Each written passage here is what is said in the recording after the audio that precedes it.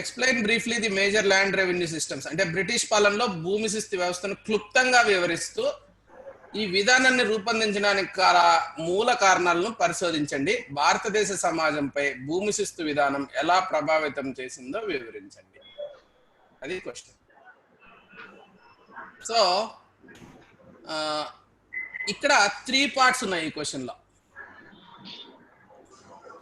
Explain land revenue system. అవి 3 systems ఉన్నాయి. ఆ మూడింటిని ఎక్స్ప్లెయిన్ చేయాలి. Factors shaping the policy. So cause effect అన్నమాట. ఏ కారణాల వలన ఎందుకు వీళ్ళు ఈ సిస్టమ్ డెవలప్ చేశారు, వాట్ ఎవర్ రైతు వారి కావచ్చు, పర్మనెంట్ సెటిల్మెంట్ కావచ్చు, ఏదైనా మహల్వారి ఎందుకు చేశారు, వాళ్ళ మోటివ్ ఏంటి. So what was the motive behind this, a cause effect అన్నమాట. So effects on Indian society. ఆ పాలసీ ఎఫెక్ట్స్ ఇండియన్ సొసైటీ అంటేనే మీరు క్యాస్ట్ సిస్టమ్ అదంతా కాదనమాట. ఇండియా అనే అర్థం అంతే. ఇండియా మీద సొసైటీ అంటే పీపుల్ అన్నట్టు అక్కడ లెక్క తీసుకోవాలి. అంతేగాని social impact on based on this అని మనం రాయకూడదు. కొంతమంది అలా ట్రై చేశారు. So it is not about social impact, it's only about economic impact ఉంటుంది ల్యాండ్ రెవెన్యూ పాలసీస్ వల్ల బేసిక్ గా. సో ఇది 2 లెవెల్స్ ఉంది. ఫ్యాక్టర్స్ 1 to n అవి ల్యాండ్ రెవెన్యూ పాలసీని ఎలా ఇంపాక్ట్ చేశాయి, ఏ ఫ్యాక్టర్స్ బేస్ చేసుకొని ల్యాండ్ రెవెన్యూ పాలసీ డెవలప్ అయింది. ఒకటి, ఈ ల్యాండ్ రెవెన్యూ పాలసీ వలన ఇంపాక్ట్ ఎలా ఉంది 1, 2, 3, 4. ఆ ఇంపాక్ట్స్ అనేటివి మనము చూస్తాం ఇక్కడ. అది 2 పార్ట్స్ ఉన్నాయి దీంట్లో, కాజ్ ఎఫెక్ట్. సో మీకు ఒక ముఖ్యమైన విషయం షేర్ చేస్తాను. ఇంతకుముందు కూడా మాట్లాడేటప్పుడు మోహన్తో ఇది డిస్కస్ చేశాను. Zoom in Zoom out technique అనేది మనం ఒకటి ప్రాక్టీస్ చేయాలి. ఇప్పుడు నేను ఒక 3 రకాల క్వశ్చన్స్ ఇస్తాను చూడు. Explain briefly about the permanent settlement system, 1 mark question అంతే. జూమ్ అవుట్ అంటే బర్డ్స్ ఐ వ్యూ. ఒక ఈగల్, ఒక గద్ద ఆకాశంలో ఎగిరేటప్పుడు ఎలా చూస్తుంది భూమిని, that is called bird's eye view. అన్ని కనిపిస్తాయి దాంట్లో. అమెరికాలో చెప్తుంటారు జూమ్ ఇన్ జూమ్ అవుట్ చేయాలి బాబు నువ్వు అని. అంటే బర్డ్స్ ఐ వ్యూ అనేది చాలా అవసరం. ఎప్పుడు అతి దగ్గర నుంచినే చూడకూడదు. ఇప్పుడు నాకు ఇండియా అమెరికాకు వినాక బాగా అర్థమైంది. ఎందుకంటే జూమ్ అవుట్, అక్కడి నుంచి ఇండియాని చూస్తాం. అలాగే మనము ఒక పరిస్థితికి మరీ దగ్గరగా ఉంటే పూర్తిగా అర్థం కాదు. కొంచెం డిస్టెన్స్ వెళ్ళి మొత్తాన్ని ఒక్కసారి చూడగలిగినాం అనుకో, పర్స్పెక్టివ్ వస్తుంది. That is called Zoom out. ఆ టెక్నిక్ మనకు తెలియాలి. రాసేటప్పుడు కూడా పర్మనెంట్ సెటిల్మెంట్ సిస్టమ్ లో నీకు చాలా పాయింట్స్ ఉంటాయి. 1 మార్కే ఇస్తాం. అంటే ఎంత, 200 వర్డ్స్ అనుకో. 1 మార్క్ అంటే 20 to 30 వర్డ్స్ లో నువ్వు చెప్పగలగాల. Explain in detail about the permanent settlement system, 10 marks ఇస్తాం. Then we call zoom in. మొత్తం రాయాల్సి వస్తుంది దాని గురించి, ఎందుకు చేశారు, ఏం చేశారు, దాన్ని ఎక్కడెక్కడ ఇంప్లిమెంట్ చేశారు, ఎవరు చేశారు, దాని డీటెయిల్స్ అన్ని, ఇంపాక్ట్ ఎలా ఉంది. That is Zoom in. ఇంకొకటి ఉంటుంది, ఇది ఇంకా మైక్రో లెవెల్. అంటే explain in detail administrative mechanism with respect to tax collection in permanent settlement system అన్నాం అనుకో. అంటే ఎక్కడెక్కడ చేశారు, ఎవరు చేశారు, ఎందుకు చేశారు కాదు, ఆ రెవెన్యూ కలెక్షన్ అడ్మినిస్ట్రేటివ్ మెకానిజం ఏదైతే ఉందో దాని గురించి మాత్రమే నువ్వు రాయాలి. ఒక డీప్ డైవ్ అంటారు దాన్ని. So Zoom in Zoom out, ఆ మైక్రో లెవెల్లో డీప్ డైవ్ చేయాలి మనం. అది ఒక టెక్నిక్. సో మనకి ఇన్ఫర్మేషన్ ఉంటుంది, అక్కడికి వచ్చేది ఏమంటే ఓవర్ ఇన్ఫర్మేషన్ ఉన్నప్పుడు టైం వేస్ట్ అవుతుంది, అండర్ ఇన్ఫర్మేషన్ ఉన్నప్పుడు ఆలోచనలు పెట్టుకొని ఎట్లా గుర్తు తెచ్చుకోవాలని ట్రై చేస్తుంటాం. సో నువ్వు ఇన్ఫర్మేషన్ ఉన్నప్పుడు ఎట్లా బ్రీఫ్ గా రాయాలి, ఫ్లెక్సీ రైటింగ్ అంటాం కదా అలాగా. అంటే కాన్సన్ట్రేషన్, మొత్తం కాన్సన్ట్రేట్ చేసి రాసేయాలన్నమాట. దాన్ని ఎక్స్పాండ్ చేయగలిగితే ఎక్స్పాండ్ చేయాలి. ఇప్పుడు సినిమా వాళ్ళు చెప్తుంటారు, సింగిల్ లైనర్ ఇస్తారు ఫస్ట్ కథ చెప్పేటోడు, ఓకే బాగుంది చెప్పంటే ఎక్స్పాండ్ చేయాలి. అలాగా మనము 1 లైన్ లో చెప్పగలగాలి, ఒక పేజ్ చెప్పగలగాలి, 10 పేజీలు రాయగలగాలి దాని మీద. ఆ రకమైన Zoom in Zoom out techniques అనేటివి మనం ప్రాక్టీస్ చేయాలి. ఇక్కడ ఏమైతుందంటే జూమ్ అవుట్ అంటే బర్డ్స్ ఐ వ్యూలో 3 పాయింట్లు ఇచ్చాం. ఇది ఒక సిమిలర్ టు ఒక జనరల్ ఫిజిషియన్ అనుకోండి, బ్రీఫ్ గా అన్నిటి గురించి కొంచెం కొంచెం రాస్తాడు, తెలుసుకుంటాడు. అది ఫస్ట్ మెథడ్. ఇంకోటి స్పెషలిస్ట్ అనుకో, ఒక ఐ స్పెషలిస్ట్ ఉంటాడు, వాడికి కొన్ని విషయాలు బాగా ఐ గురించి చాలా డీటెయిల్డ్ గా తెలుస్తుంది. ఇంకా మైక్రో లెవెల్లో వెళ్తాడు, చాలా సివిల్స్ క్వశ్చన్స్ ఇలాగే ఉంటాయి. Super specialist cornea transplantation surgeon అనుకో, వాడేం చేస్తాడు ఇంకా సూపర్ స్పెషాలిటీ, ఐలో కూడా మళ్ళా స్పెషాలిటీ వాడికి, ట్రాన్స్ప్లాంటేషన్ సర్జన్. సో ఈ రకంగా మనము ఒక మైక్రో లెవెల్లో కానీ ఒక రెగ్యులర్ లెవెల్లో కానీ ఇంకా చాలా బిగ్ పిక్చర్ తీసుకోవడం, అలాంటి ప్రాక్టీస్ మనం చేయగలగాలి. లేకంటే టైం వేస్ట్ అయిపోతుంది. తెలుసు కదా అని ఎక్కువ ఎక్కువ రాయబడతాము, అది ప్రాబ్లం అవుతుంది మనకి, గుర్తుపెట్టుకోండి. So zamindari system, it was introduced by Cornwallis in 1793, permanent settlement act. So ఇక్కడ పర్మనెంట్ సెటిల్మెంట్ అని ఎందుకన్నారంటే, అంటే పంట ఎంత పండుతుంది అనే దాంతో సంబంధం లేకుండా మాకు అదంతా ఎందుకు, ఇంత ఇచ్చేసేయండి సంవత్సరానికి.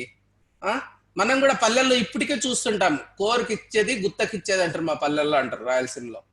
సో గుత్త అంటే నువ్వు ఏదో ఎకరాకు 2 బస్తాలి అంటాడు. అలా కాకుండా కోరుకి ఇస్తే నువ్వు పండిన దాంట్లో ఇంత ఇయ్యి అంటారు అనమాట. 2 రకాలు ఉన్నాయి. అప్పుడు కూడా వాళ్ళు ఏం చేశారు, మీకు ఎంత పండుతుంది నాకు సంబంధం లేదు, లీజ్కి ఇచ్చేస్తున్నాము, మీరు ఇంత ఇవ్వండి అని జమీందారులకి ఇచ్చేస్తే వాళ్ళు ఏం చేసుకుంటారో తెలియదు, ఎక్కువ ట్యాక్స్ తక్కువ ట్యాక్స్ ఏదో ఒకటి చేసుకొని వాళ్ళు ఇచ్చేది వాళ్ళు ఇస్తా అంటారు. ఎక్కడ పెట్టారు, బెంగాల్, బీహార్, ఒరిస్సా, వారణాసి. అండ్ జమీందార్స్ ఎవరు, ఇప్పుడు ప్రతి సిస్టంలో 2 పాయింట్స్ గుర్తు పెట్టుకోండి. ఓనర్స్ ఎవరు, ల్యాండ్ ఓనర్స్, జమీందార్స్. ఎవరు కలెక్ట్ చేస్తారు, జమీందార్స్. పీసెంట్స్ దగ్గర నుంచి ట్యాక్సెస్ ఎవరు కలెక్ట్ చేస్తారు, డబ్బులన్నీ ఎవరు తెస్తారు, zamindars. Okay. Realised amount divided into 11 parts. వాళ్ళకు వచ్చిన ట్యాక్స్ కలెక్షన్స్, రియలైజేషన్స్ ఏవైతే ఉన్నాయో 11 పార్ట్స్ చేసి 1/11 జమీందార్స్ కి, 10/11 ఈస్ట్ ఇండియా కంపెనీకి వెళ్తుంది. అది గుర్తుపెట్టుకోండి. ఒక అమ్మాయి రాసింది నేను చూశాను, అసలు ఈ కౌలుదారులకి ఏమీ లేకుండా దీంట్లో ఏమీ వాటా లేదు, మొత్తం వాళ్ళే తీసుకున్నారు. కౌలుదారులకు వాటా లేదని కాదు, ఇక్కడ కౌలుదారులకు ఎంతో కొంత ఉంటది, వచ్చిండే డబ్బు ట్యాక్స్ మనీలో పంచుకుంటారు. కానీ కౌలుదారికి 1 రూపాయి కూడా ఇకంటే వాడెట్లా పంట పండిస్తాడు, వాడికి పంట ఇచ్చి వీళ్ళు తీసుకుంటారు కదా, అది వీళ్ళిద్దరూ పంచుకుంటారు దొంగలు. అంతేగాని వాళ్ళకి ఇకుండా మొత్తం వీళ్ళే తీసుకునేది కాదు అక్కడ. It is the tax money or realised amount, ఈ share. So ryotwari system, Thomas Munro. So మనకంతా ఏపీ వాళ్ళకి థామస్ మున్రో సుపరిచితుడే. కొంతమంది ఇప్పటికీ మున్రోలప్ప అని కూడా పేర్లు పెట్టుకున్న వాళ్ళు ఉన్నారు. సో ఆయన ఇక్కడ ఇరిగేషన్ బాగా డెవలప్ చేశారు. మేజర్ ఏరియాస్ ఎక్కడంటే మద్రాసు, బాంబే, ఇంకా తర్వాత అస్సాము, కూర్గు, అక్కడ కూడా చేశారు. ఓనర్షిప్ రైట్స్ పీసెంట్స్కి వచ్చాయి. అది ఎమోషనల్ గా ఒక రైతుకి ఆ భూమి మీద అటాచ్మెంట్ అనేది ఉండాలి, ఆ అటాచ్మెంట్ అనేది వచ్చింది ఇక్కడ. సో బ్రిటిష్ గవర్నమెంటే డైరెక్ట్ గా ట్యాక్సెస్, అంటే ఇంటర్మీడియరీ లేడు, ఒక జమీందార్స్ ట్యాక్స్ కలెక్ట్ చేయడం లేదు. సో ఓనర్షిప్ రైతులకు ఇచ్చేశారు, కలెక్షన్ ఏమో గవర్నమెంటే తీసుకునింది. So revenue rates of Ryotwari system ఎలా అంటే, డ్రై ల్యాండ్స్ లో 50%, ఇరిగేటెడ్ ల్యాండ్స్ లో 60% అన్నట్టు పెట్టుకున్నారు. చాలా హై అది కూడా. ఇది రెవెన్యూ రైతువారీ సిస్టమ్ లో ఉన్న నెగిటివ్ ఆస్పెక్ట్ ఏమంటే, మొత్తం డబ్బులు ఎక్కువ వాళ్ళు బ్రిటిష్ గవర్నమెంట్ తీసుకోవడం మొదలు పెట్టింది, ఇక్కడ ట్యాక్సెస్ పెంచేశారు. సో మహల్వారీ సిస్టమ్ అనేది it's a mix of both Ryotwari and Zamindari. So Mahalwari system 1833లో William Bentinck introduced in central province, northwest, Agra, Punjab, Gangetic Valley, etc. So Mahalwari system had many provisions both of Jamindari and Raitwari. Ownership rights peasants kunnai, village committees collect chestadi mahal. So oka Raitwari model loనేమో ownership rights ఇక్కడ ఇచ్చారు, and collection కి వచ్చేసరికి ఒక different agency like Zamindari system లాగా some other third పార్టీకి collection rights ఇచ్చారనమాట. ఇవి 3 ఉన్నాయి. 3 ఒక్కొక్క దానికి ఒక్కొక్క మార్కు వేసుకుంటాం అంతే. ఇక్కడ అలా ఫ్యాక్టర్స్, ఇది చాలా కీన్ గా అబ్జర్వ్ చేయండి. ఎందుకు ఆ సిస్టమ్ అమలు పరిచారు అంటే, motive of East India Company was to maximise the revenue. ఒక కంపెనీ ఉంది, మీరు కంపెనీస్ యాక్ట్ లేకుంటే బిజినెస్ మేనేజ్మెంట్, ఇక్కడ కొంతమంది ఉన్నారు బిజినెస్ మేనేజ్మెంట్ చేసిన వాళ్ళు, మల్లేశ్వర ఐ థింక్ ఎంబీఏనా, సంబడి ఈస్ హియర్. సో లేకపోయినా మీకు అంతా తెలుస్తుంది. బిజినెస్ మేనేజ్మెంట్ లో మనకు అర్థమయ్యేది ఏమంటే, ఒక కంపెనీ అనేది ఎందుకు స్టార్ట్ చేస్తారు? Company main objective of the company is to maximise profits. ఒక కంపెనీకి వేరే ఆబ్జెక్టివ్ ఏమి ఉండదు. ఎట్లా ఎక్స్పెన్సెస్ తగ్గించుకోవాలి, ఎట్లా రెవెన్యూస్ పెంచుకోవాలి, ప్రాఫిట్స్, అల్టిమేట్లీ ప్రాఫిట్స్ ఎలా పెంచాలి, అదే కదా కంపెనీకి sole motto, profit maximisation. East India Company అనేది ఒక ట్రేడింగ్ కంపెనీ. ట్రేడింగ్ కంపెనీ ఎప్పుడు కూడా ఏ రెవెన్యూ పాలసీ, ఏ పాలసీ, వీళ్ళంతా పాలసీలు చేస్తే డబ్బులు ఎట్లా ఎక్కువ మనకు వస్తాయి. సో ఎక్స్పెన్సెస్, ఓవర్ హెడ్స్ ఉంటాయి కదా ఎంప్లాయీస్ మీద, అది లేకుండా జమీందారులకు కూడా ఇంకా తక్కువ ఇచ్చేసి మహల్స్కి ఏదో ఫ్రీగా పని చేయించుకొని మొత్తం డబ్బులు మనం తీసుకుంటే ఎంత మిగులుతుంది, డైరెక్ట్గా ఎంత వస్తుంది, ట్యాక్సులు పెంచితే ఎంత వస్తుంది, లేకుంటే అక్కడ ప్రొడక్షన్ పెంచడానికి ఇరిగేషన్ మీద ఇన్వెస్ట్ చేస్తే అది ఎన్ని రోజుల్లో మనకు రిటర్న్ ఆఫ్ ఇన్వెస్ట్మెంట్, ఆర్ఓఏ ఎంత ఉంటుంది, ఇవన్నీ కూడా వాళ్ళు ఆలోచించుకుంటారు అనమాట. ఇప్పుడు ఫర్ ఎగ్జాంపుల్ రిలయన్స్ ఇండస్ట్రీస్ ఉంది, వాళ్ళకి ఒక ఆఫ్రికన్ నేషన్ ఇచ్చామనుకోండి, వాళ్ళు ఏం ఆలోచిస్తారు, అక్కడ వాళ్ళకు పెన్షన్స్ ఎట్లా, వాళ్ళకి హెల్త్ కేర్ ఎలాగా, వాళ్ళకు రోడ్లు లేకుంటే ఎట్లా పోతారు, వాళ్ళ మంచి చెడ్డలు, వాళ్ళకి వైఎస్ఆర్ లాగాను ఇంకొక లాగాను స్కీమ్స్ అన్ని పెట్టి బుయ్యి అని మీకు కార్ అంబులెన్స్ పంపిస్తాం, అవేం ఉండవు. వాళ్ళు ఏం చేస్తారు, ఆయిల్ పడుతుందా, ఏం పడుతుంది దేశంలో, ఏమైనా మినరల్స్ దొరుకుతాయా, వీళ్ళని ఏమైనా చీప్ గా వాడుకోవచ్చా లేబర్ ని, ఎట్లా ఈ కంట్రీ నుంచి రిసోర్సెస్ ని ఎట్లా సక్ చేయాలి, అదే చూస్తారు. ఒక బ్రిటిషర్ చెప్పాడు అప్పుడు, ఒక స్పాంజ్ తో గాంజెస్ నుంచి నీళ్లు అబ్జర్వ్ చేసి సక్ చేసి థేమ్స్ లో పిండడం, అది అనమాట చేసింది. ఇక్కడి నుంచి మన దగ్గర నుంచి మొత్తం వాళ్ళు అబ్జర్వ్ చేసుకుంటారు, ఎత్తపోయి అక్కడ పిండుతుంటారు అనమాట ఈ ప్రాఫిట్స్ కానీ ఈ బూటీ కానీ. కాబట్టి అది మోటివ్ ఆలోచిస్తే మ్యాక్సిమైజేషన్ ఆఫ్ ప్రాఫిట్స్ అనేది number 1 motto. So Indian society predominantly agriculture. ఇప్పుడు మ్యాక్సిమైజేషన్ ఆఫ్ రెవెన్యూస్ ఎక్కడి నుంచి వస్తాయి, ఇండస్ట్రీస్ ఆర్ అండర్ డెవలప్డ్. ఇప్పుడు ఏం చేయాలా, ఈ రెవెన్యూ డిమాండ్ మొత్తం అగ్రికల్చర్ నుంచినే తీసుకురావాలి. ఇప్పుడు అంతా ఏమీ లేదు అక్కడ. ఆ ఇండస్ట్రీస్ ఎప్పటికి డెవలప్ చేయాలా, ఎందుకు చేస్తారు, అసలు చేయరు. ఎందుకంటే ఇండస్ట్రీస్ లండన్ లోనే డెవలప్ కావాలి, దానికి కాంపిటీటర్స్ ని ఇక్కడ తయారు చేయాలని లేదు, వాళ్ళకి రా మెటీరియల్ ఇక్కడ నుంచి పంపించుకోవాలి, అంతే వీళ్ళ పని.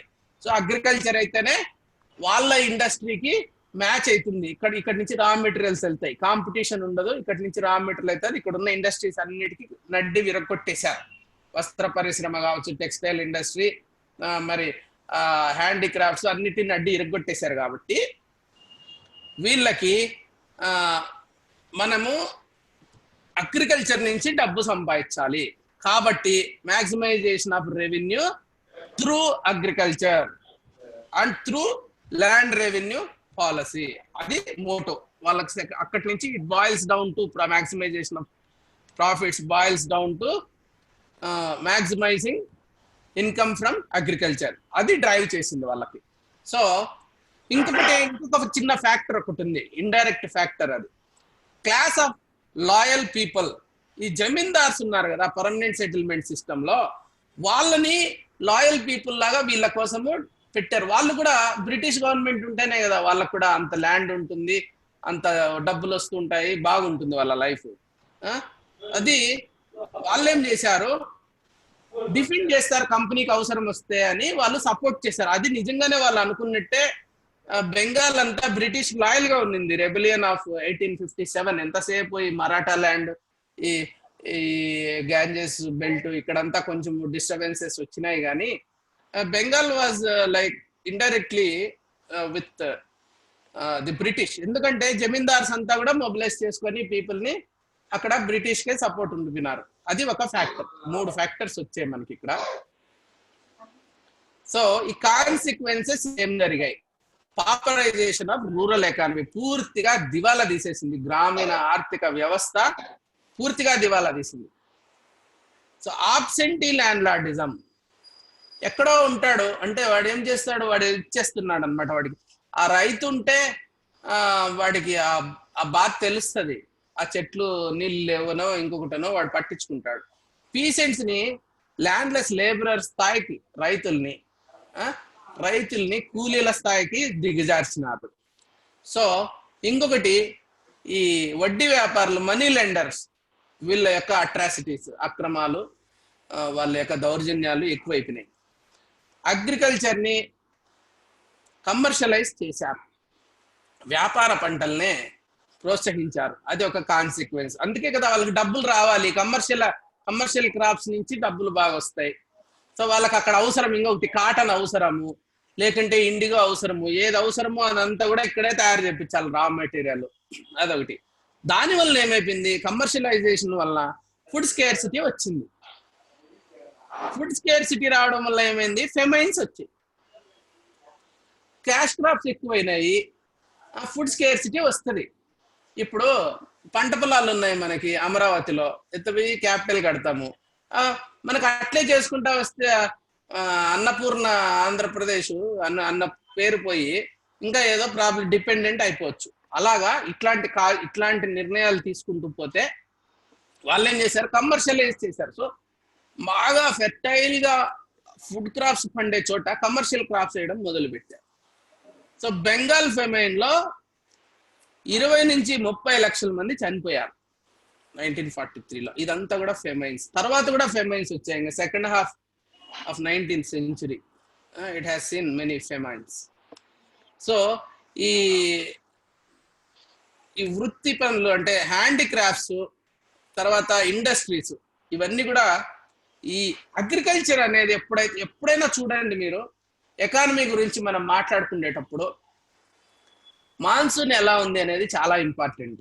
మీరు ఎవరన్నా స్టాక్ మార్కెట్ అబ్జర్వ్ చేసే వాళ్ళు కానీ, ఇన్వెస్ట్ చేసే వాళ్ళు కానీ ఉంటే, మాన్సూన్ ఇప్పటికి ఈ రోజుకి కూడా అగ్రికల్చర్ షేర్ అంటే మొత్తం జీడిపిలో షేర్ తగ్గినప్పటికీ ఈ రోజుకి అగ్రికల్చర్ లో డబ్బులు ఉంటేనే మిగిలిన వాటికంతా అది సపోర్ట్ చేస్తారు. హ్యాండీక్రాఫ్ట్స్ కావచ్చు, ఇండస్ట్రీస్, వీళ్ళు ఎందుకంటే వాళ్ళే కన్సూమర్స్ ఉంటారు, వాళ్ళే స్పాన్సర్, వాళ్ళే ప్యాట్రన్స్ ఉంటారు. అన్నిటికీ కూడా అగ్రికల్చర్ ఎప్పుడైతే ఇంపవరిష్ అయిపోయింది అగ్రికల్చర్ సెక్టార్, మిగిలినవన్నీ కూడా దెబ్బతిన్నాయి అనమాట. క్రాఫ్ట్స్ మెన్ వాళ్ళు కూడా అగ్రికల్చర్ వచ్చేసి కూలి పనులు చేసుకోవడము, అందరూ వచ్చి ల్యాండ్ మీద ప్రెషర్ పెంచడము, ఇవన్నీ కూడా కాన్సిక్వెన్సెస్ అయినాయి అనమాట, ఈ ల్యాండ్ రెవెన్యూ పాలసీ యొక్క consequences. So any other points or anything you want to contribute? Sir నేను మల్లేశ్వరం సార్. మల్లేశ్వర చెప్పండి సార్. ఇక్కడ వారన్ హేస్టింగ్ తొలిసారిగా వేలం పద్ధతిని ప్రవేశపెడతారు సార్. అందులో ఏమంటే ఆదాయంలో నిలకడ రాదు సార్ అది. రెండోది, ఈ అధికారులు అనే వాళ్ళు కూడా లంచగొండితనానికి పాల్పడడం వల్ల ఎంత ఆదాయం వస్తుందో వాళ్ళకి తెలిసేది లేదు అనమాట. అందువల్ల ఇతను కార్న్వాలిస్ అనే అతను ఈ శాశ్వత శిస్తుని ప్రవేశపెడతాడని బుక్ లో ఉంది సార్. ఓకే, ఇప్పుడు మనము అది ఎక్కడ ఆన్సర్ ఎందుకు పెట్టారు అనేది కాదు ఇప్పుడు మనం చూస్తాండేది, ఫ్యాక్టర్స్ రెస్పాన్సిబుల్ మీరు చెప్తున్నారు. ఎందుకు పర్మనెంట్ సిస్టమ్ ఎందుకు పెట్టారంటే మళ్ళీ ఒకసారి చెప్పు సార్. ఇక్కడ వేలం పద్ధతి ప్రవేశపెడతారు sir, first Warren Hastings sir. అది ఓకే, దాంట్లో ఎంత వసూలు అయ్యేది తెలియడం లేదు సార్. అది ఎంత వస్తుంది ప్రభుత్వానికి, కరెక్ట్ గా ఆదాయం ఎంత వస్తుంది సంవత్సరంలో, నిలకడ అనేది లేదనమాట సార్ ఆదాయంలో. ఓకే. రెండోది, ఈ అధికారులు కూడా ఏమంటే కన్నా అప్పుడు వసూలు చేసేదానికి ఆంగ్ల అధికారులు ఉన్నారు సార్, జమీందారుల నుంచి వసూలు చేసేది అనమాట. వీళ్ళు లంచగొండితనం, అవినీతికి పాల్పడి ఎక్కువ వసూలు చేసి ప్రభుత్వానికి తక్కువ చెల్లించేవాళ్ళు అనమాట సార్. ఓకే. దానివల్ల ఏమైందంటే కన్నా ఈ ఆదాయం తగ్గిపోతుంది. జమీందారులకు అప్పచెప్పేసినామంటే కన్నా మనకు కరెక్ట్ గా ఫిక్స్డ్ అమౌంట్ అనేది వస్తుంది. తర్వాత రెండోది, ఏమి జీతభత్యాల ఆదాయము మనకు వాళ్ళకి తగ్గిపోయి కంపెనీ లాభపడుతుంది అనేది ఒక అంటే వన్ ఆఫ్ ది రీజన్స్ ఎందుకు పెట్టారు జమీందారీ వ్యవస్థ అనే దానికి ఒక కారణం చెప్తున్నాను. కరెక్టే. ఓకే సార్, నేను Mohan. Factor second part of question, factor shaping the British land revenue policy కదా. అవును. దాంట్లో అప్పుడున్న ఎగ్జిస్టింగ్ స్ట్రక్చర్స్ అంటే సౌత్ ఇండియాలో ఒక విధంగా ఉంది, ఈస్ట్ లో ఒక విధంగా చేశారు, నార్త్ వెస్ట్ లో ఒక రకంగా చేశారు. సో వాళ్ళ అలా డిఫరెంట్ విధంగా అప్రోచ్ అవడానికి కారణం ఏంటంటే ఎగ్జిస్టింగ్ స్ట్రక్చర్స్ అంత ముందు ఆ ఏరియాలో ఎలా ఉందో స్ట్రక్చర్స్ దాన్ని బేస్ చేసుకుని వాళ్ళు రెవెన్యూ పాలసీని చేసుకున్నారు కదా. ఎగ్జిస్టింగ్ స్ట్రక్చర్ ఎట్లా అక్కడికి ఇక్కడికి ఏ టైప్ ఆఫ్ ఇప్పుడు బెంగాల్ ఉందనుకోండి సార్, బెంగాల్లో వాళ్ళు యాక్చువల్ గా పొరపడ్డారు ఇక్కడ. అంటే బ్రిటన్ లో ల్యాండ్ లార్డ్స్ అని సిస్టమ్ ఉండేది. సో ఇక్కడ zamindars are equal to landlords అని వాళ్ళు ఫీల్ అయ్యి వాళ్ళు అనుకుని బెంగాల్ దగ్గర జమీందారీ సిస్టమ్ అంటే ఒక్కడి కింద చాలా ల్యాండ్ ఉంది కాబట్టి అలా చేయడం చేశారు. కానీ సౌత్ కి వచ్చేటప్పటికి అది ఇంప్లిమెంట్ చేయడం కుదరదు, ఎందుకంటే ఇక్కడ అలా ఒకడి కింద ఎక్కువ ల్యాండ్ ఆ type of social structure east ఇండియాలో బెంగాల్లో ఉండే సోషల్ స్ట్రక్చర్ సౌత్ లో లేకపోవడం వల్ల డిఫరెంట్ గా చేయాలి, దాన్ని ఇంప్లిమెంట్ చేయలేము అని కొత్తగా వేరే రంగాల ఇక్కడ ఉన్న సిస్టమ్ ఇక్కడ ఆల్రెడీ ఉన్న సిస్టమ్ బట్టి దానికి ఫీజిబుల్ గా ఉండాలని చెప్పి రైతువారీ సిస్టమ్ ని సౌత్ లో ఎస్టాబ్లిష్ చేశారు. అక్కడ ఆల్రెడీ బెంగాల్లో ల్యాండ్ లార్డ్స్ ఉన్నారు అంటావు. అవునవును, అంటే ముఘల్ టైంలోనే అక్కడ ఉన్న సిస్టమ్ ని వాళ్ళు రెవెన్యూని అవి ఎక్కువ పెంచి ప్రాపర్టీ రైట్స్ ఇచ్చారు. అంతకుముందు ప్రాపర్టీ రైట్స్ ఉన్నాయి కాదు, లీగల్ రైట్స్, కానీ వాళ్ళు వచ్చాక లీగలైజ్ చేశారు దాన్ని, ల్యాండ్ అనే దాన్ని లీగలైజ్ చేశారు. కానీ కింద ఏం చేశారంటే సౌత్ లో ఆ సిస్టమ్ కింద ఫీజిబిలిటీ లేదు, ఎందుకంటే అక్కడ ఉన్న సోషల్ స్ట్రక్చర్ డిఫరెంట్ కాబట్టి అక్కడ డిఫరెంట్. అలాగే డిఫరెంట్ గా రైట్ వారీ పెట్టారు. నార్త్ వెస్ట్ కి వెళ్ళేటప్పుడు ఏంటంటే అక్కడ గ్రూప్ ఆఫ్ విలేజెస్ ని మహల్స్ కింద పరిపాలించేవారు. పంజాబ్ రాజులు ఉన్నప్పుడు, అదే సిక్ రాజ్యాలు చేసేటప్పుడు మహల్స్ అని పంజాబ్ డిక్లైన్ చదివితే దాంట్లో ఉంటాయి, మహల్స్ అని ఫామ్ చేసుకున్నారు. సో ఆ బేస్ మీద అక్కడ డిఫరెంట్ సిస్టమ్ ఏర్పాటు చేశారు. సో ఆ పాయింట్ కూడా రాయొచ్చు కదా sir, factors different the existing local conditions also impacted the land revenue policies in this way అని పెట్టచ్చు. This is a good point. I think we can add this. Malleswara చెప్పింది ఒక పర్టికులర్ సిస్టమ్ కి applicable అది. So ఇదేమో 3 systems. Yeah Srikanth చెప్పండి. Srikanth. Mohan చెప్పినాక I agree sir, because my first point is all the land revenue systems introduced by Britishers were dependent on the local conditions in Britain. First point. Very good. Apart from that, effects on Indian society అంటే ఈ Zameen traders అనే వాళ్ళు ఎవరైతే ఉన్నారో వాళ్ళు east Indian company వాళ్ళనే కాదు కానీ లోకల్ ట్రేడర్స్ కూడా బాగా ఫ్లరిష్ అయినారు ఆ టైంలో. సో బికాస్ ఆఫ్ విచ్ ఆ ట్రేడింగ్ క్లాస్ అనేది కొంచెం గ్రోత్ అయింది. That has develop with trading contacts with European countries అని చెప్పి నేను ఒక పాయింట్ రాశాను. అంటే లోకల్ గా కొంతమంది Indians the merchant class or the traders benefited mostly because of the systems. The trade with the European countries have helped them for the emergence of growth of this class, like Tata Saina, Birlas Saina. ఆ time వీళ్ళ class అనేది వాళ్ళ 18th centuries 1850s ఆ తర్వాత పెట్టినా కూడా ఈ trading class అనేది అప్పటి నుంచి స్టార్ట్ అయింది ఇండియన్స్ ఎవరైతే ట్రేడింగ్ ఇంట్రెస్ట్ ఉన్నారు. అంటే ఒక positive, it is not like మనం ఓన్లీ నెగిటివ్స్ రాయాలని అంతేలే వాట్ ఎవర్ ఆడేమి నెగిటివ్ ఇంపాక్ట్ అనే వర్డ్ పెట్టలేదు కాబట్టి ఎఫెక్ట్స్ ఆఫ్ ఇంపాక్ట్ అంతే. So it can be either negative or positive. Sir ఒక పాయింట్ మోహన్ చెప్పు. ట్రేడర్స్ మనీ లెండర్స్ వాళ్ళు ఏం చేశారంటే ఎప్పుడైతే పేమెంట్ చేయలేకపోయారో జమీందార్స్ కానీ ఎవరన్నా పేమెంట్ చేయలేకపోతే ఆ ల్యాండ్స్ ని ట్రేడర్స్ మనీ లెండర్స్ తీసుకున్నారు. అలా తీసుకోవడం వల్ల వాళ్ళ కింద ల్యాండ్స్ రావడం మొదలైంది. దాని వల్ల వాళ్ళు ఎక్కువగా బెనిఫిట్ అవ్వడం స్టార్ట్ అయింది. వేరే క్లాస్ కూడా ట్రేడర్స్ కూడా ల్యాండ్ రావడం అనేది కూడా జరిగింది. అంటే అది ల్యాండ్ సెల్ చేస్తారు కదా సార్, పేమెంట్ చేయకపోతే ల్యాండ్ సెల్ చేస్తారు కదా, ఆ సెల్ చేసిన మనీ లెండర్స్ ట్రేడర్స్ కొనుక్కోవడం వల్ల వాళ్ళకి అగ్రికల్చర్ అవుట్పుట్ రావడం అండ్ దాన్ని ట్రేడ్ చేయడం, ఆ విధంగా వాళ్ళు బెనిఫిట్ అయ్యారు. ఓకే శ్రీకాంత్ కంటిన్యూ చేయండి.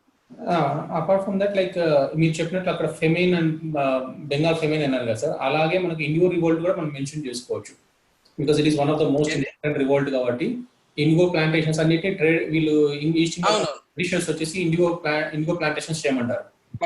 డిమాండ్ ఇక్కడ ఉన్న సప్లై వాళ్ళు తీసుకోకపోవడం వలన ఆ ఫార్మర్స్ వచ్చేసి వాళ్ళ సప్లై ఏం చేసుకోవాలో తెలియక because of commercialisation of crops వాళ్ళు ఇండిగో రివోల్ట్ చేయాల్సి వచ్చింది. It is one of the most important significant event కాబట్టి we can mention that also. like that has created a unity among the agrarian class to revolt against the Britishers. So peasant revolts కి దారి తీసింది అని చెప్పచ్చు అని చెప్పచ్చు. ఇండిగోనే కాకుండా peasant revolts బాగానే జరిగాయి కదా. Resulting revolts resulted in peasant revolts. ఇంకో such as indigo revolts. Good point అండి. So you added good points అండి దీనికి మాత్రం. So we got additional points. Everybody keep writing these additional points like ఒక ఎందుకు అన్స్టేబుల్ ఇన్కమ్ నుంచి Warren Hastings ఆ decision తీసుకున్నాడు అనేది ఒకటి. అట్లే ఒకవేళ if you go by this ఎవరైతే ఇంట్రడ్యూస్ చేశారో వాళ్ళ మైండ్ సెట్ అక్కడ ఒక రకంగా నువ్వు చెప్పిండేది మల్లేశ్వర, అట్లా అనుకుంటే ఇతను కూడా రైతువారీ సిస్టమ్ పెట్టేటప్పుడు రైతులకి గురించి కూడా ఆలోచించినట్టుగా కొంతవరకు మనం అనుకోవచ్చు అతని గురించి పర్సనల్ హిస్టరీ చదివితే. తర్వాత ఈ లోకల్ కండిషన్స్ బేస్ చేసుకొని 3 చోట్ల 3 రకాలు రావడం, సో ఈ మర్చెంట్ క్లాస్ పెరగడం, తర్వాత పీసెంట్ రివోల్ట్స్ రావడం, కొంతవరకు ఇంకా ట్రేడర్స్ కి మనీ లెండర్స్ దగ్గరికి కూడా ల్యాండ్ అక్యుములేట్ కావడం, ఇవన్నీ కూడా మనం అడిషనల్ కాజెస్ ఒక 2 కాజెస్ కిందకి యాడ్ అయినాయి, ఒక 3 ఎఫెక్ట్స్ కింద యాడ్ అయినాయి. అర్థమైందా? Okay, we have done